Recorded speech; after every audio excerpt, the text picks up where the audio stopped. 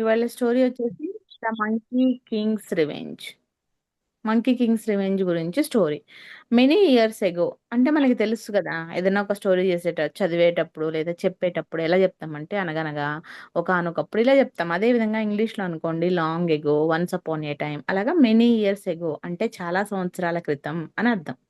There was a king. ఇక్కడ అక్కడ ఒక రాజు నివసిస్తూ ఉన్నాడు అని చెప్తున్నారు. Once his stable of horses caught fire. Stable అంటే ఏంటి? స్టేబుల్ అంటే హార్స్ షెడ్‌ని స్టేబుల్ అంటామనమాట. సో, రాజులు అంటే అప్పట్లో గుర్రాలు అన్నీ ఉండేవి కదా! ఆ హార్సెస్‌ని కట్టేసే ప్లేసెస్ అన్నీ గూడా పట్టుకున్నాయి. దేనిది ఫైర్ అంటుకుందంట. He quickly ordered. అప్పుడు హీ అంటే ఎవరిక్కడ? రాజుకి. కింగ్‌కి బదులుగా వాడిన ప్రొనౌన్ అనమాట. హీ క్విక్‌లీ త్వరగా ఆర్డర్ చేశారు. ఎవరికి? హిస్ సోల్జర్స్ అతని సోల్జర్స్‌కి. ఆయన సైనికులకి చెప్పారు. ఏమని? To bring monkeys fat. వెళ్లి తొందరగా కోతి యొక్క కొవ్వుని తీసుకురండి. ఎందుకు? So that the burned soldiers could be treated. ఆ విధంగా మనము గాయాలైనటువంటి సోల్జర్స్‌ని ట్రీట్ చేయొచ్చు అని చెప్పాడనమాట. By applying the fatty balm. ఆ ఫ్యాట్‌ని బామ్‌లాగా మనం అప్లై చేయడం వల్ల సోల్జర్స్‌కి బర్న్ట్ అంటే కాలిన గాయాలని మనం నయం చేయొచ్చు అని రాజుగారు ఆర్డర్ వేశారు.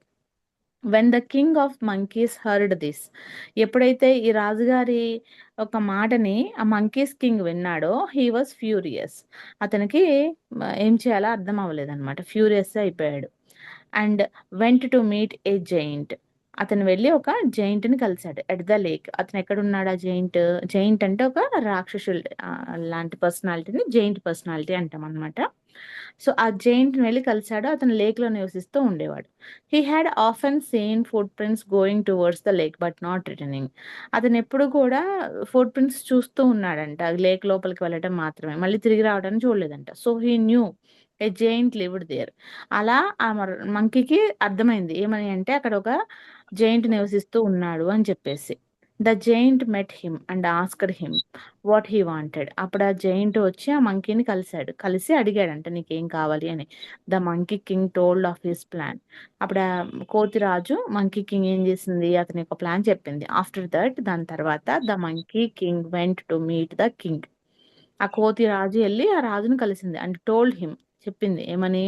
That there was a treasure in the lake. అక్కడ ఒక లేక్ అంటే సరస్సులో ట్రెజర్ అంటే సంపద ఉంది అని జెప్పేసి కోతిరాజు వెళ్లి ఆ రాజుగారికి చెప్పిందంట. The greedy king. ఆహ్, అత్యాసపరుడైనటువంటి కింగ్ ఏం చేశాడు? Sent all his soldiers to the lake. అతని యొక్క సైనికులందరిని కూడా లేక్ దగ్గరికి పంపించారు. To get the treasure. ఆ సంపదను తీసుకురమ్మని.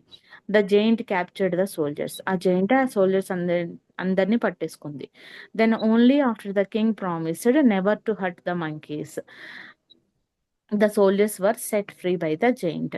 అలా మొత్తం అందరిని పట్టేసుకున్న తర్వాత ఆ జెయింట్ ఒక ప్రామిస్ చేపించుకుంది. ఏంటి అంటే never to hurt the monkeys again. ఇంకెప్పుడు కూడా కోతులకి హాని తలపెట్టను అని చెప్పి నాకు ప్రామిస్ చేస్తేనే నీ సోల్జర్స్‌ని వదిలేస్తాను అని చెప్పేసి ఆ జెయింట్ ప్రామిస్ చేపించుకున్నాడు.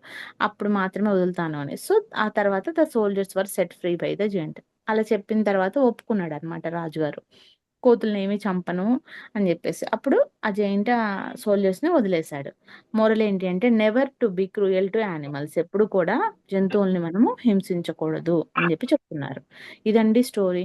ఈ స్టోరీలో మనము పార్ట్స్ ఆఫ్ స్పీచ్ ఏమున్నాయి, నౌన్స్ ఏమున్నాయి, ప్రొనౌన్స్ ఏమున్నాయి అని చూస్తే giant noun, monkey noun, king noun, soldiers noun, lake noun ఇలా చాలా నౌన్స్ ఉన్నాయి. వాటికి బదులుగా వాడిన ప్రొనౌన్స్ ఏమున్నాయి, వీటిలో వర్బ్ పనులేమున్నాయి, యాడ్వర్బ్స్ ఏమున్నాయి, యాడ్జెక్టివ్స్ ఏమున్నాయి, కంజంక్షన్స్, ఇంటర్జంక్షన్స్ ఇవన్నీ కూడా మీరొకసారి స్టోరీ మళ్ళీ రీడ్ చేసి, రాసి వాటిలో ఉన్న ఈ పార్ట్స్ ఆఫ్ స్పీచ్‌ని ఐడెంటిఫై చేయండి. ఈ విధంగా స్టోరీ ప్రాక్టీస్ అవుతుంది మీకు. ప్లస్ గ్రామర్ కూడా ఐడియా వస్తుందండి.